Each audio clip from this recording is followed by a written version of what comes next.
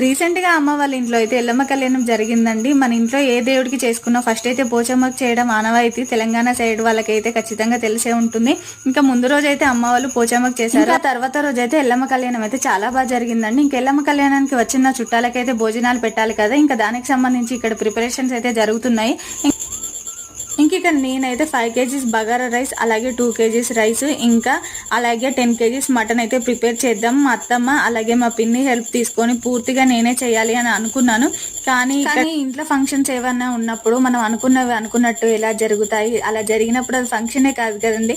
ఇంక ఇక్కడ తీరా నేను బగారా రైస్ కోసం అయితే ఇక్కడ వాటర్ అవి వేసి ఇంకా రైస్ వేయాలి అనే టైం, ఇంక ఇంట్లో కళ్యాణానికి టైం అయిపోయింది. ఇంకా పూజ దగ్గర ఉండాలి అనేసరికి నేను మధ్యలోనే వదిలేసి వెళ్ళిపోయాను. ఇంకా మా పిన్ని మా అత్తమ్మ అయితే పూర్తి చేశారు. ఇంకా మా మామయ్య అయితే మటన్ కర్రీ అవి అయితే ప్రిపేర్ చేశారండి. వంటలు అయితే చాలా బాగున్నాయి. అందరూ కలిసి ఇలా చేసుకోవడం వల్ల చాలా బాగా అనిపించింది. వీటికి సంబంధించిన లాంగ్ వీడియోలు మన ఛానల్లో